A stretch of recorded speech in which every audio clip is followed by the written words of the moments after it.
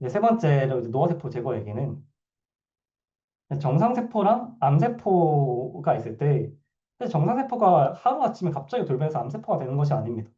정상세포가 점점점 이제 손상이 누적되고 돌연변이에 축적되고 있다가 갑자기 인기장을 넘어버리면 암세포화가 되는 것인데 근데 현대 이제 과학자들은 사실 이 암세포랑 정상세포 중간 단계에 있는 세포들에 대해서 큰 관심을 가지지 않고 있었습니다.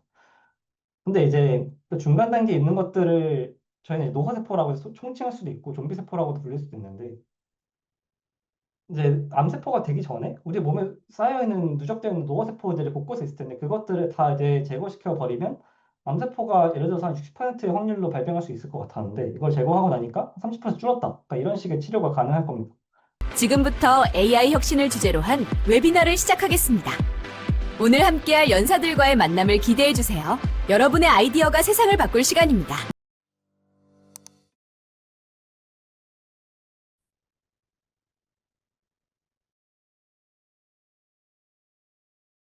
네, AI의 미래 최전선에서 직접 듣다 웨비나에 함께 해주신 모든 분들께 진심으로 환영의 인사드립니다. 저는 더밀크의 권수루입니다. 이번 웨비나 최근 출간된 AI 내부자들 글로벌 탑 티어들의 AI 미래 보고서의 저자분들을 중심으로 구성된 특별 시리즈입니다. 오늘은 그 두 번째 시간인데요. 이 책은 AI 혁신은 어떻게 일어나는가라는 질문에 답하기 위해서 MIT, 스탠퍼드, 하버드 등 세계 최고 대학과 구글, 엔비디아, 업스테이지 같은 글로벌 선도 기업의 전문가들이 한자리에 모여서 완성한 AI 인사이트 리포트라고 할 수 있습니다. 오늘 웨비나에서도 책 속에서 만날 수 있었던 AI 전문가들 직접 모시고 생생한 목소리 들어보는 귀한 시간 준비했습니다. AI 기술이 어떻게 우리의 일상과 산업을 변화시키고 또 미래를 재정의하고 있는지에 대한 깊은 통찰 얻어가시길 바랍니다. 강연이 끝난 뒤에는 질의응답 시간 마련되어 있습니다. 궁금한 점이 있으신 분들은 채팅창에 질문 남겨주시면 순서에 따라 소개해 드리도록 하겠습니다. 그럼 먼저 첫 번째 연사 소개해 드리도록 하겠습니다. 첫 번째 연사님, 하버드 의학전문대에서 연구 중인 우리 이동현 연구원님 소개해 드리겠습니다. 이 연구원님 잠깐 간략하게 소개를 해드리면 서울대학교에서 컴퓨터공학부와 생명과학부를 복수 전공하고 있고요. 지금 현재 하버드 의학전문대학원에서 노화를 주제로 연구를 하고 있습니다. 노화를 극복하고 죽음이 선택이 되는 그런 목표로 연구에 매진하고 있다고 하는데요. 오늘 웨비나에서는 AI를 활용한 노화 극복을 주제로 발표해 주시겠습니다. 그럼 이동현 연구원님 모셔보도록 하겠습니다. 연구원님, 네, 안녕하세요. 네, 자기소개 간략하게 제가 해드렸는데 그래도 본인께서 한번 소개해 주시고요. 스크린 쉐어하신 다음에 시작 바로 해주시면 될 것 같습니다. 아, 네, 소개 감사합니다. 혹시 화면 잘 보이실까요? 네, 잘 보입니다. 그럼 바로 시작하겠습니다. 네,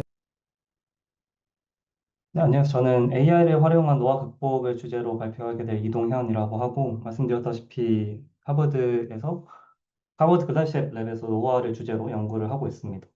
그래서 오늘 발표는 앞부분은 노화 얘기를 좀 하고, 뒷부분은 이제 노화를 어떻게 AI를 통해서 연구를 하는지에 대한 얘기를 하려고 합니다.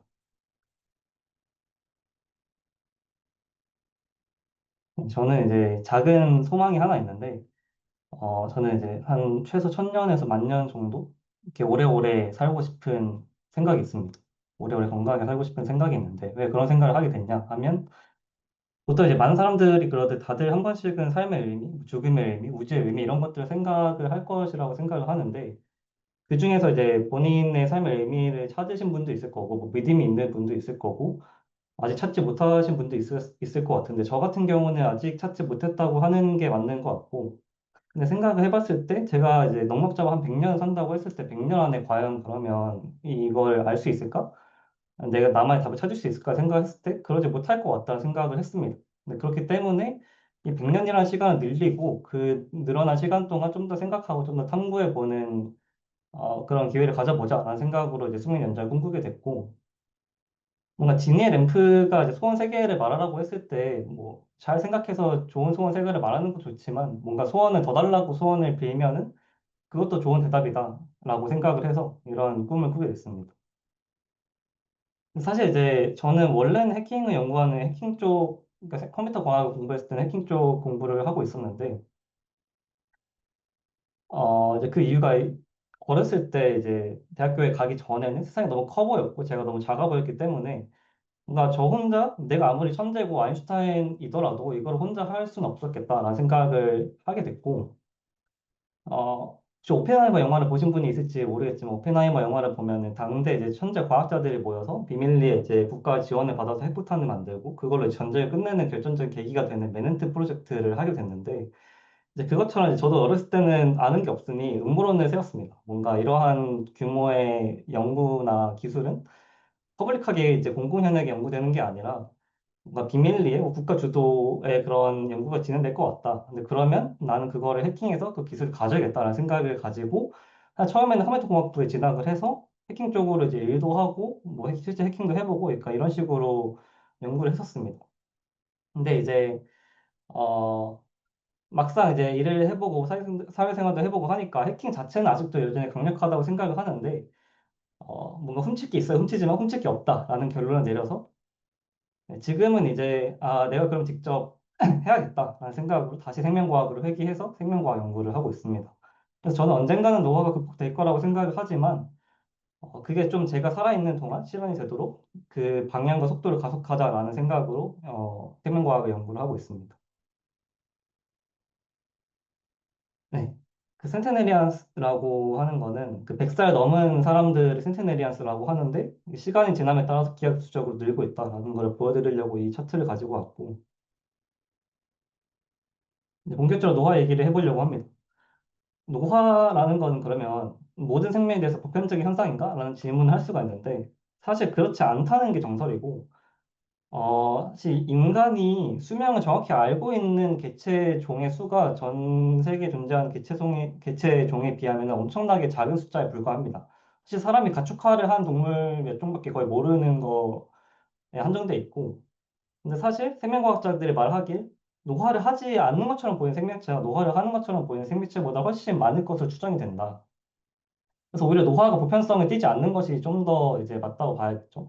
그래서 인간으로부터 먼 생명체인 곰벌레나 히드라부터 이제 홍해파리, 그리고 포유 중인 벌거숭이, 두더지 쥐까지 이제 노화를 하지 않는 것처럼 이제 관찰이 되고 있고, 이제 홍해파리 같은 경우는 재밌는 게, 노화랑 영노화를 같이 합니다. 그러니까 늙었다가 젊어졌다 하는 이제 생명체인데 환경이 좋을 때는 이제 알 상태, 그러니까 폴립이라고 부르는 상태에서 성체가 되었다가 환경이 좋지 않으면 에너지를 아끼기 위해서 다시 알 상태, 그러니까 폴립 상태로 돌아갑니다. 그러니까 환경에 따라서 이제 늙었다가 젊어졌다가 늙었다가 젊어졌다가 반복하는 생명체이고 신기하게. 벨버슨의 두더지는 이 책에도 언급을 했지만 포유류, 그러니까 인간한테 가까운 포유류 종 중에 이제 노화하지 않는 걸로 밝혀진 생명체입니다. 네. 락피쉬는 볼락인데, 볼락 많이들 드실 텐데, 볼락도 우리한테 가까운 생명체지만 노화하지 않는 것처럼 보인다. 뭐, 이렇게 말씀을 드릴 수 있을 것 같고. 그러면 인간은 왜 노화를 하는가? 왜 인간에서는 노화가 자연스럽게 됐는가라는 질문을 할 수가 있을 것입니다. 인간은 번식과 생식이 가능한 기간이 정해져 있죠. 근데 사실 자연 생태학을 생각해 보면은 종의 번식에 작용을 하는 개념이기 때문에 번식기 이후에는 사실 자연 선택학이 작용하지 않습니다. 그래서 자연 선택 입장에서 보면 개체가 번식을 못하는 상태에서는 이 개체가 오래 살든 오래 살지 않든 중요하지 않는 것입니다. 그래서 이제 아래 적어놓은 적대지 다형식 발현 같은 경우는 흔히 이제 한 유전자가 하나의 역할만을 한다고 생각하기 쉬운데 사실 거의 대부분의 유전자가 되게 여러 가지 역할을 하고 시간에 따라서 다른 역할을 하기도 합니다. 그래서 이제 예를 들어서 만약에 어떤 유전자가 젊었을 때는 생존과 생식에 도움이 됐는데 반면에 이제 나이가 들고 나니까 같은 유전자가 우리 몸에 치명적 질병을 일으킨다고 하더라도 결국에 자연 선택은 이것이 번식과 생식에 유리한 유전자이기 때문에 이거를 보존하는 방향으로 진화를 할 것입니다. 그렇기 때문에 이런 것이 이제 누적돼서 이제 발생을 하면은 점점 더 노화라는 것이 보편화되는 방향으로 이제 진화가 되는 것이겠죠. 그렇기 때문에 그 앞에 말씀드린 그 네 가지 종의 생명체들이라든가 아니면 노화하지 않는 생명체들 같은 경우에는 평생에 걸친 생식이 가능한 그런 특성이 있습니다. 그렇기 때문에 이제 이 개체가 오래 사는 방향으로 진화를 하는 것이 좀 더 이제 종의 번식과 이제 생식에 유리한 방향으로 진화를 하는 것인 거죠. 네, 그 노화라는 것이 뭔가 무조건 언젠가는 오고 점진적으로 다가오는 그런 필연적인 것이라고 생각했는데 노화도 어떻게 보면 조절 가능하고 뭔가 인간이 개입할 수 있는 영역이다라는 이제 생각이 꼽히게 된 결정적인 계기가 몇 가지가 있습니다. 그 중에 하나를 가지고 왔습니다. 이 오른쪽 위에 있는 사진을 보면은 이건 예쁜 꼬마 선충이라고 하는 생명과학에서 많이 쓰는 모델 생물인데 이제 이 생명체들 사람과 마찬가지로 되게 여러 가지 많은 수의 유전자가 있습니다. 그 유전자 중에 딱 하나의 유전자, 지금 이제 에이즈1이라고 이름 붙인 유전자에 돌연변이를 발생시켰더니 이 자그마한 벌레가 수명이 1.5배에서 거의 2배까지 확 늘어버리는 결과를 나타냈고 그 돌연변이를 다시 고쳐서 정상 상태로 돌리니까 다시 정상 상태로 수명이 줄어드는 그러한 결과가 나왔습니다. 이게 1988년의 연구인데 근데 신기한 게 노화라는 것이 점진적으로 발생하는 뭐 그런 게 아니라 수명도 정해져 있는 것이 아니라 엄청나게 많은 유전자 중에 딱 하나를 껐다 켰다 하듯이 스위치는 온오프를 하듯이 수명을 일정하게 늘렸다가 줄였다가 할 수 있는 것을 보고 아, 노화라는 것이 어쩌면 조절 가능하겠다라는 생각으로 이때부터 이제 좀 노화 연구에 붐이 일어났다고 생각을 합니다. 그래서 그 뒤로도 많은 이제 연구들이 진행이 돼서 뭐 다프트 같이 뭐 여러 가지 유전자가 발견이 됐고 쥐에서도 많이 발견이 되고 있고 사람한테도 아마 있을 텐데 사람은 사실 이제 유전자를 껐다 켰다 해볼 수가 없으니까 뭐 사람 연구는 아직 이런 쪽으로는 많이 되진 않았습니다. 네, 이건 사실 네, 너무 세세한 얘기라 이건 넘어가고 근데 이제 노화를 이제 모든 사람들이 다 저같이 이제 천년 만년 살고 싶어 하는 건 아닐 수도 있으니까. 근데 그럼에도 불구하고 왜 현재 인류는 노화를 타겟팅해야 하는가에 대한 물음에 여러 가지 생명과학자들이 얘기하는 것들이 있습니다. 특히 이제 선진국의 이제 현대 사회 선진국의 사람들은 보통 이제 사고사나 뭐 아니면 감염병 이런 걸로 죽기보다는 대부분 거의 암, 치매, 심혈관 질환과 같이 노이성 질환이 거의 죽음의 가장 큰 원인이고 숫자도 그만큼 많죠. 근데 요즘 현대의학은 이런 것들, 이런 질병들을 하나씩 각기 전투를 하고 있는데, 생각해보면 사실 노화는 이 다양한 노이성 질환의 유일한 공통 위험 인자입니다. 그렇기 때문에 이 오른쪽 그림에서 보는 것처럼 이 하나하나를 해결하는 것보다 이 공통 원인 인자를 제거하거나 극복하면은 좀 더 효과적으로 치료할 수 있지 않을까라는 생각으로 노화 연구를 많이 하고 있습니다. 그래서 우리가 건강 수명과 기대 수명을 나눠서 얘기하곤 하는데 기대 수명은 말 그대로 그냥 내가 총 몇 살 사는가 얘기를 하는 거고 건강 수명은 내가 얼만큼 건강하고 질 좋은 삶을 사는가 그 정도의 포션을 얘기를 하는 건데 놀랍게도 요즘 많은 선진국에서는 그러니까 전 세계적으로 기대 수명은 증가하고 있긴 하지만 건강 수명은 특히 미국 같은 경우는 점점 줄어들고 있는 그런 추세가 있습니다. 그래서 반대로 생각을 하면은 사실 지금 현대 의학이 발전되고 있는 방향은 우리의 질 좋은 건강한 상태의 삶을 연장하는 것이 아니라 오히려 뭔가 환자인 상태로 내가 케어받아야 되고 뭔가 병원에 병실에 있는 시간을 거의 연명하는 연명치료에 가깝다고 생각을 합니다. 그렇기 때문에 그러니까 예시를 들면 뭔가 구충제 뭐 요즘 구충제를 많이 먹진 않지만 기생충에 걸렸을 때 기생충에 걸려서 이제 팔이 막 팔다리에 손상을 입고 피가 나고 뭐 감염이 되어 있고 그러니까 이 상태에서 치료를 들어가는 거랑 그냥 매년 구충제를 먹어서 아예 기생충의 감염 자체를 예방하는 그런 방식을 생각했을 때 후자가 좀 더 낫다는 생각을 할 수 있잖아요. 그 후자의 방식대로 했기 때문에 기생충이 많이 박멸이 됐고 많은 사람들이 건강한 삶을 유지할 수 있게 됐는데 그거랑 마찬가지로 지금 현대에서는 사실 이미 병이 발병한 뒤에 그 증상을 보고 결과 치료를 하는 거의 사실 뭔가 응급처치에 가까운 그런 것들이 많이 보이는데 그것보다 이런 그 오른쪽에 보이는 그림의 초록색 화살표를 늘리는 것처럼 이 웰네스, 웰빙의 삶을 증가시키는 방향이 돼야 되지 않을까라는 생각을 하고 있습니다. 네, 그래서 이제 당연히 뭐 지금 한국도 저출산 고령화가 좀 문제가 되고 있는데 이게 기대 수명 자체가 늘어나는 것이 아니라 건강 수명이 증가했을 때는 그런 경제적인 효과도 당연히 있을 것이고 미국에 한해서 이제 계산을 해봤을 때, 물론 이제 통계적인 거에 불과하긴 하지만 5개월 원의 경제적 가치가 있다라는 식으로 주장을 하기도 합니다. 이것도 넘어가겠습니다. 네, 그래서 그 임상시험에 가장 가까운 노화치료 네 가지를 가지고 왔는데, 그 노화치료에 사실 네 가지 말고 더 많이 있긴 합니다. 근데 이제 좀 이쁜 그림이 있어서 네 가지를 먼저 오늘 소개시켜 드리려고 합니다. 근데 하나씩 이제 말씀을 드리면, 왼쪽에 혈액인자 같은 경우는 그 왼쪽 그림에 나타난 것처럼 늙은 그 젊은 쥐랑 늙은 쥐의 혈액을 이렇게 수술적으로 연결을 해서 그 혈액이 이 두 쥐를 동시에 순환을 하게 합니다. 이렇게 놓고 한 몇 주 동안 이제 놓고 관찰을 하면은 놀랍게도 젊은 쥐는 가속노화를 해서 늙게 되고 늙은 상태가 되고 늙은 쥐는 영노화를 해서 젊은 상태가 됩니다. 그러니까 이 하나의 실험으로 혈액을 공유하는 하나의 실험으로 영노화를 가속노화를 같이 이제 증명한 실험이 됐는데 물론 이거를 이제 사람한테 적용을 했을 때 내가 뭐 젊어지기 위해서 젊은 사람과 이렇게 혈관을 연결해서 몇 주 동안 같이 살 수는 없으니까 사실 현실적으로 말이 되는 방법은 아니고 대신에 생명과학적으로 생각을 했을 때 결국에 혈액이 순환돼서 이렇게 영노화나 가속노화가 된다는 거면 이 혈액 속에 어떤 회춘인자가 회춘인자 아니면 가속노화인자가 존재를 한다는 것이다 라는 것이고 그러면은 이렇게 혈액을 직접 순환시키는 것이 아닌 그런 혈액 속의 회춘 인자를 찾아서 그걸 약의 형태로 만들어서 이렇게 사람한테 먹일 수 있지 않을까? 라는 생각을 할 수 있게 되고 그렇기 때문에 이제 혈액 속의 회춘 인자를 찾는 연구가 진행되고 있습니다. 그게 첫 번째 이제 보이는 그림인 거고 두 번째의 이제 소식 효과 약물은 제가 이제 노화 연구를 한다고 하면은 많은 사람들이 저한테 물어보는 게 뭐 어떤 거 먹는 게 좋냐, 뭐 어떤 영양제 챙겨 먹냐, 어떤 식습관을 가지면 좋냐 이런 거 물어보는데 사실 그런 건 사람마다 좀 다르기도 하고 몸에 좋은 음식이 그 영양학이라는 게 뭐 오늘 몸에 좋다고 한 음식이 뭐 내년에 몸에 안 좋다고 하는 경우가 되게 많기 때문에 뭐 딱 잘라서 이제 이렇게 하세요라고 할 수 없지만 그래도 제가 무조건 이것만큼은 좋은 것 같습니다라고 얘기를 하는 게 소식입니다. 이건 이제 모든 생물에 걸쳐서 소식이 그러니까 칼로리를 한 100%가 있다고 치면은 한 70에서 80%만 먹는 것이 뭐 수명이 거의 1.2배에 가깝게 늘릴 수 있는 좋은 방식이라고 얘기를 하고 뭐 일본 사람들이 오래 산다는 얘기를 할 때 뭐 밥을 먹다가 배부름을 느끼기 전까지 먹어라 뭐 이런 얘기를 하는 것처럼 소식이 그만큼 효과가 좋습니다.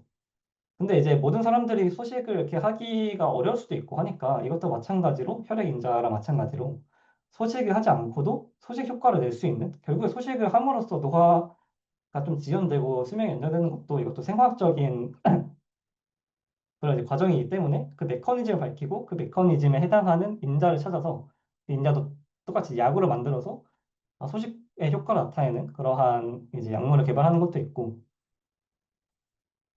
네. 이제 세 번째로 이제 노화세포 제거 얘기는 정상세포랑 암세포가 있을 때 사실 정상세포가 하루아침에 갑자기 돌변해서 암세포가 되는 것이 아닙니다. 정상세포가 점점점 이제 손상이 누적되고 돌연변이에 축적되고 있다가 갑자기 인계점을 넘어버리면 암세포화가 되는 것인데 근데 현대 이제 과학자들은 사실 이 암세포랑 정상세포 중간 단계에 있는 세포들에 대해서 큰 관심을 가지지 않고 있었습니다. 근데 이제 그 중간 단계에 있는 것들을 저희는 이제 노화세포라고 해서 총칭할 수도 있고 좀비세포라고도 불릴 수도 있는데 이제 암세포가 되기 전에 우리 몸에 쌓여있는 누적되어 있는 노화세포들이 곳곳에 있을 텐데 그것들을 다 이제 제거시켜 버리면 암세포가 예를 들어서 한 60%의 확률로 발병할 수 있을 것 같았는데 이걸 제거하고 나니까 30% 줄었다. 그러니까 이런 식의 치료가 가능할 겁니다. 그렇기 때문에 이제 이게 이제 실현화가 된다면 한 5년에 한 번씩 클리닝을 받는 거죠. 클리닝을 받아서 내 몸에 누적되어 있는 이제 노화세포들을 쫙 제거하고 다시 좀 건강 상태 돌아가서 지내다가 다시 또 클리닝을 받고 그러니까 이런 식으로 되지 않을까라는 생각을 합니다. 그래서 현대 의학이 세포 단위로 타겟팅해서 제거할 수 있는 기술까지 개발이 되어 있고 그 노화세포 제거가 중요한 이유 중에 하나가 노화세포는 좀비세포로 불리는 이유가 주변 세포들까지 같이 이제 노화를 시키기 때문에 이걸 좀 제거하는 방식이 효과적일 것 같다라는 식의 발상이 되고 있습니다. 그 이제 마지막 세포 리프로그래밍이 가장 이제 좀 급진적인 해결책이다라고 볼 수 있는데 줄기세포나 체세포는 많이 들어봤을 거라고 생각을 합니다. 근데 이제 저희는 몸의 세포들 대부분 체세포로 구성되어 있죠. 근데 저희는 이제 인간이기 때문에 다들 이제 수정란 상태의 줄기세포, 하나의 줄기세포로부터 이제 분화되어서 다양한 체세포가 됐는데, 뭐 머리카락 세포, 뇌세포, 뭐 심장세포 이렇게 분화가 됐는데, 결국 태초의 세포는 줄기세포라고 할 수가 있습니다. 근데 2012년에 노벨상을 받은 야마나카 시냐라는 이제 일본인 교수가 이제 체세포가 줄기세포로 되돌아갈 수 있는 어떠한 내 세포를 꺼내더라도 이거를 태초 상태의 줄기세포 되돌릴 수 있는 기술을 개발하게 됐고, 근데 그 말은 세포에서 공장 초기화 버튼을 발견했다는 거랑 마찬가지입니다. 근데 생각해보면 인간은 세포로 이루어진 다세포 생물이기 때문에 세포가 공장 초기화가 됐다는 얘기는 인간도 세포로 이루어졌기 때문에 영노화가 가능하지 않을까라는 발상으로 지금 인간 자체의 영노, 개체 영노화를 연구하고 있는 분야가 이제 셀 리프로그래밍 분야입니다. 근데 사실 이게 되게 재밌는 연구가 많아요. 뭐 노화 때문에 시신경이 끊어져서 시력을 잃은 쥐한테 이제 야마나카 팩터를 쳤더니 시신경이 회복되고 시력이 되돌아왔더라. 뭐 이런 연구도 많이 있는데 하나 이제 넘어야 되는 산은 이쪽 연구가 잘못하면 암을 발생시킬 수 있습니다. 그러니까 인간 세포 입장에서 사실 영원히 사는 세포는 암세포거든요. 암세포가 아닌 이상 영원히 사는 세포가 없는데, 근데 인간 입장에서는 세포가 영원히 살기 바라는 게 아니라 인간이 오래 살기 바라는 것이기 때문에 사실 세포는 이렇게 노화 세포가 잘 죽듯이 잘 죽어주고 새로운 세포가 잘 태어나고 해야 됩니다. 그렇기 때문에 암을 잘 발생시키지 않으면서도 사람의 이제 나이를 영롱화시킬 수 있는 그러한 연구가 중요할 것으로 보입니다.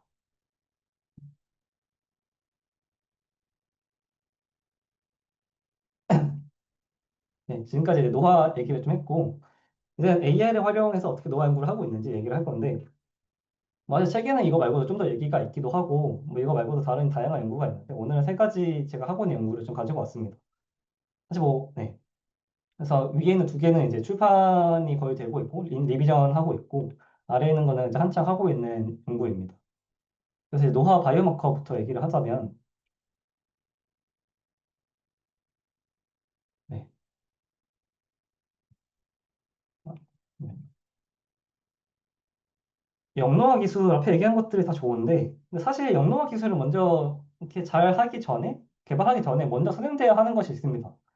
과연 내가 영농을 했다는 게 어떻게 증명할 것인가? 내가 노화가 얼마큼 되는지 어떻게 종량적으로 평가할 것인가라는 것이 중요한데, 노화 연구의 고통이라고 많은 사람들이 얘기를 하는 게 노화 연구자라고 얘기를 하면 생명과학 하는 사람들이 되게 불쌍하게 보는 것도 있거든요. 그러니까 그 이유가 뭐 선충이나 파리, 뭐 예쁜 꼬마 선충 아까 나온 그 친구인데, 선충이나 파리는 삶이 짧기 때문에 되게 연구하기 쉽습니다. 근데 생쥐 같은 경우에도 수명이 2에서 3년 정도 되는데 실험실 생쥐는 만약에 내가 생쥐의 수명을 2배 연장하는 약을 개발했다라고 하면 이걸 증명하기 위해 사실 직접적인 증명은 이 2배 살 동안, 그러니까 4년에서 5년 동안 이걸 지켜보고 실제로 4에서 5년 동안 살았다라고 이제 발표를 하는 것인데, 근데 생쥐까지는 뭐 그렇다 치는데 만약에 사람이라고 하면은 사람의 수명을 1.2배 늘렸다 하면 이제 80살까지 산다고 하면은 내가 160살까지 이 사람을 관찰하고 그걸 통계될 수가 없는 노릇이니까 사실 FDA 승인을 받아서 약으로 출시한다고 하더라도 가능한 방식이 아닙니다. 그렇기 때문에 네, 그래서 내가 만약에 어떤 약을 쳤을 때 그럼 이 사람의 실제 생체 나이가 얼만큼 보존이 된 건지 이 사람이 지금 상태가 어떤 건지 좀 정량적으로 잘 이제 측정할 수 있는 지표가 필요할 것입니다. 그 중에 대표적인 것 중에 하나가 후성 유전체 시계라고 불리는 건데 이제 저희가 흔히 얘기하는 나이, 그러니까 그런 연대기적 나이랑은 다르게 생체적인 나이를 측정하는 것이죠. 근데 그 전에 이제 백그라운드로 알아야 되는 것이 뭐 생명과학 하지 않으신 분도 있을 테니까 설명을 하면 저희 DNA는 다들 아실 거라고 생각을 합니다. DNA는 정보를 적어놓은 파피러스 같은 겁니다. 그래서 하드웨어 같은 건데 이제 이 DNA에 하드웨어 적힌 정보를 읽어서 RNA가 만들어지고 이 RNA를 읽어서 프로테인, 단백질이 만들어지고 실제로 우리 몸에서 역할을 하는 것은 이 단백질입니다. 그렇기 때문에 단백질이 중요한 것인데 근데 이제 우리 몸의 모든 세포는 사실 같은 DNA를 가지고 있어요. 어떤 세포를 꺼내서 보더라도. 그래서 하드웨어는 같은 건데 이 하드웨어를 읽는 소프트웨어가 다르기 때문에 각자 다른 역할을 하고 다른 세포가 되는 것입니다. 네, 그런 그 소프트웨어 역할을 하는 것이 후성 유전이라는 방식으로 조절이 되는데 이 조절되는 방식이 오른쪽에 보는 것처럼 이 DNA 상에 엄청나게 많은 한 몇만 개의 유전자가 있을 때 어떠한 유전자를 발현시킨가를 온오프하는 스위치가 사실 그 소프트웨어에 해당을 합니다. 그래서 이제 이 온오프를 하는 것이 이제 후성 유전체라는 것으로 이제 정보를 얻을 수 있는데 우리의 몸에 엄청나게 많은 세포들에서 엄청나게 많은 DNA가 있을 테고 그 DNA의 어떠한 부분의 유전자가 온이 되었는지 오프가 되었는지를 정밀하게 모을 수 있는 그런 기술이 현재 개발되어 있습니다. 그래서 그걸 이제 후성 유전체라는 정보로 이제 데이터 셋으로 저희 가지고 있는데, 그래서 이것 통해서 이제 저희가 생체 정보를 이 사람의 나이가 몇 살인지, 장기의 나이가 몇 살이고, 이 세포의 나이가 몇 살인지 알아낸 것입니다.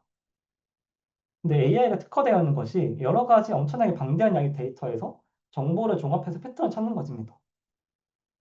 그래서 왼쪽 아래를 보면 이건 이제 뉴런이 이제 우리의 뇌가 어떻게 사람의 얼굴을 인식하는가, 이 사람을 보고 이 사람이 빌인지 메리인지 라파엘인지 인식하는 그런 거를 이제 보는 건데, 그냥 직관적으로 생각했을 때 우리 몸에 우리 뇌에 있는 뉴런이 여러 개 있을 때 이 한 사람을 보고 만약 4번 뉴런이 반응했을 때 아, 이 사람이 B구나 라고 예측을 하는 것이 아니라 사실 우리 뇌 뉴런들은 엄청나게 많은 뉴런들이 동시다발적으로 이제 신호를 보내는 그런 시그널입니다. 그래서 이제 왼쪽과 같이 이제 뉴런 하나에 사람 한 명이 대응하는 것이 아니라 엄청나게 많은 뉴런들이 엄청나게 복잡한 시그널을 보내고 이 시그널을 종합해서 AI로 분석을 하고 디코딩을 하면 아, 이 뇌파의 시그널이 이 사람을 나타내는 것이구나라는 걸 이제 디코딩할 수 있는 AI 기술이 개발되고 있습니다. 또 마찬가지로 저희가 이제 맛을 느끼는 거를 혀가 어떻게 맛을 느끼냐라고 했을 때 옛날에는 교과서에 아, 혀의 뭐 안쪽 부분은 쓴맛, 뭐 바깥쪽 부분은 뭐 단맛, 뭐 이런 식으로 이제 부위별로 느끼는 부분이 다르다라고 했는데 사실 이거는 현대에 와서는 틀린 사실로 증명이 됐고 이렇게 단순하게 뭐 특정 부위가 특정 맛을 인식하는 것이 아니라 사실 어떤 음식이 들어오더라도 이 모든 감각세포가 다 같이 반응을 하고 이 뉴런처럼 복잡한 시그널을 내게 됩니다. 근데 이것도 마찬가지로 AR을 통해서 이 정보를 종합해서 패턴을 찾아서 아, 이게 어떤 음식에 대한 어떤 맛을 느끼는 감각이구나라는 거를 디코딩 할 수가 있는데 마찬가지로 아까 말씀드린 것처럼 이렇게 이제 온오프에 대한 정보가 엄청나게 많이 있을 텐데 이게 막 이제 엄청나게 복잡한 시그널로 존재를 합니다. 근데 AI를 활용해서 이제 이 뉴런과 감각세포의 시그널을 디코딩 하듯이 이런 후선 유전체에 담겨 있는 이 건강과 생체 나이에 대한 정보를 알 수 있고 이걸 통해서 이 사람이 생체 나이가 몇 살인지 판별할 수가 있습니다. 근데 점점 생체 나이를 판별하는 후선 유전체 시계가 정교화되고 있는데 정교화된다는 얘기가 저희가 흔히 나이를 얘기하면은 딱 단위 숫자, 단위 주짓 하나로 얘기를 합니다. 내가 20 몇 살이야, 30 몇 살이야, 뭐 이런 식으로 얘기를 하는데 실제 생체 나이는 이렇게 딱 하나의 단위 숫자로 나타내는 것이 좋지 않아요. 사실 맞는 얘기도 아니고 그 장기별로, 세포별로 노화의 정도가 다를 수 있습니다. 예를 들어서 나의 뭐 직관적으로 얘기했을 때 나의 뭐 심장은 한 20살이야. 근데 나의 간은 50살이야. 뭐 이럴 수도 있습니다. 그리고 때때로 어떠한 약을 먹었을 때 이 약이 나의 이제 심장 나이는 늙게 하고 가속 노화를 할 수 있는데 또 오히려 뇌는 젊게 만들 수도 있습니다. 그렇기 때문에 노화라는 현상은 되게 이질적인 현상이고 좀 고해상도를 봤을 때 좋은 현상이기 때문에 이러한 고해상도를 좀 더 이제 정밀하게 시계를 측정할 수 있는 기술들을 개발하고 있고 제가 최근에 출판한 연구 중에 하나는 이제 1863개의 숫자로 이제 이런 걸 복잡한 거를 나타내는 연구를 했습니다. 네. 그다음에 이제 AI 에이전트를 활용한 노화 연구인데 AI 에이전트 요즘 많이 얘기를 하는데 저도 이제 AI 에이전트 활용 연구를 했고 근데 이제 이 GEO라고 지놈 익스프레션 옴니버스의 줄임말인데 공공 빅데이터 셋이 있습니다. 그래서 사람들이 실험 설계한 것 기록과 이제 결과들을 기록한 것들을 비정형 데이터로 이제 막 올려놓는 것들이 전 세계에서 막 올려놓는 것들이 있는데 근데 사실 모든 사람들이 노화에 관심 있는 것이 아니고 생명과학이 되게 다양한 분야가 있잖아요. 다양한 분야 연구들이 막 올라오는 데이터베이스입니다. 근데 그럼에도 불구하고 꼭 노화 연구를 하지 않더라도 그래도 내 노화는 그 내가 연구한 대상의 나이나 건강 상태나 질병 이런 것들 항상 기록을 하거든요. 그렇기 때문에 사실 이 공공 빅데이터 셋은 이미 그 노화를 연구할 수 있는 많은 정보가 담겨 있습니다. 근데 아직 쓰이지 않은 정보가 엄청 많고 사실 근데 비정형 데이터이기 때문에 잘 정돈되어 있지 않아요.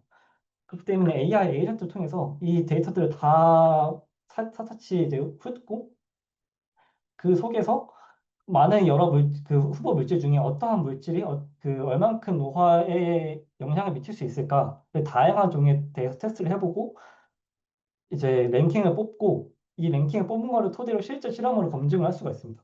그래서 만약에 이거를 사람이 하려고 했으면 정확도도 그 정도 나올지 않을 뿐더러 애초에 데이터셋이 너무 방대하고 잘 정리되어 있지 않기 때문에 한 사람이 죽기 전까지 끝낼 수 없는 양일 텐데 이걸 AI를 통해서 빠른 시간 안에 스크리닝이 가능하고 실시간 스크리닝이 가능하고 그리고 이제 실험도 하나하나 다 해볼 수 없지만 이렇게 랭킹을 매겨주면은 뭔가 돈도 시간도 절약되면서 좀 유력한 후보들부터 이제 차례차례 제약사들이 실험해 볼 수 있는 그러한 좀 방대한 긍정적인 사이클이 만들어지지 않을까라고 기대를 하고 있습니다.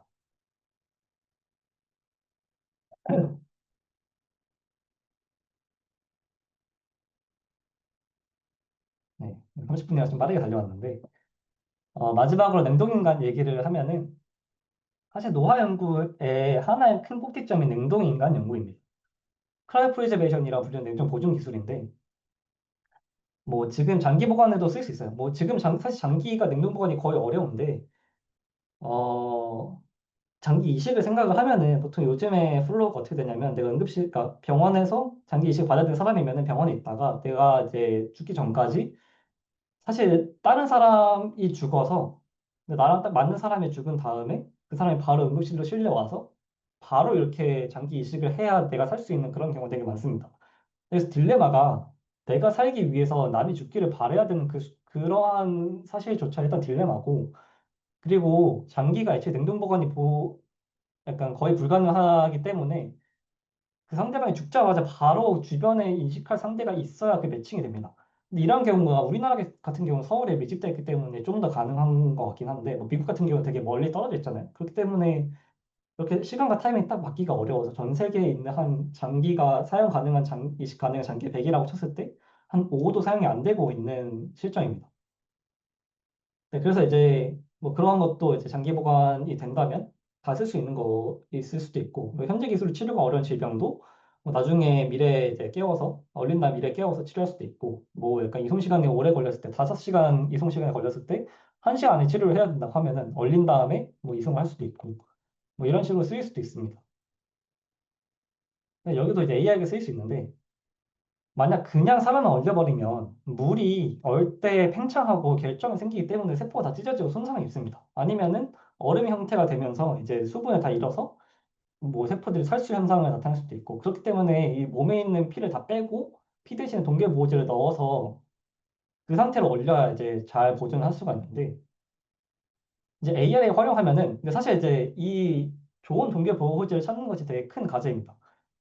근데 이제 어떤 물질들 좋은 동계 보호제가 될 수 있을지, 이제 이거를 합성하기 위한 경우수가 너무 많기 때문에 그걸 사람이 다 테스트 해볼 수는 없는데, 이제 기존에 알려진 동계 보호제 관련 데이터를 AI가 학습을 해서 심지어 합성하기 훨씬 쉬우면서 더 저렴하게 합성 가능한 재료들을 가지고 좋은 동계 보호제 후보들을 시뮬레이션 해볼 수 있고, 그중에 효과가 좋고 독성이 적은 화학물질로 랭킹을 매겨서 그것부터 우선적으로 사람이 실험해봐서 테스트해볼 수 있도록 그런 식으로 이제 개발이 되고 있습니다.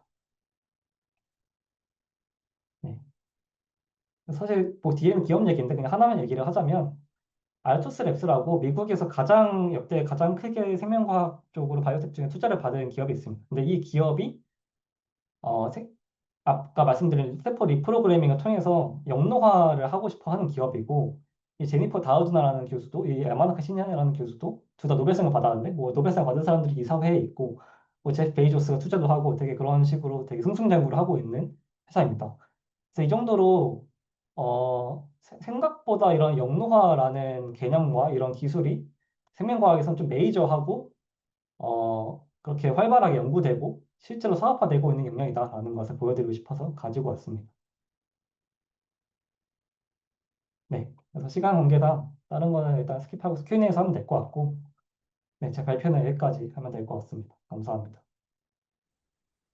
네, 연구원님, 시간이 생각보다 빨리 가죠. 네. 준비 많이 하셨는데, 감사드리고요. 궁금한 부분들이 있다. 질의응답 시간 통해서, 저희가 좀 여쭤보도록 하겠습니다. 저는 이영권님 발표 보면서 자꾸 좀 영화가 생각났어요. 저희가.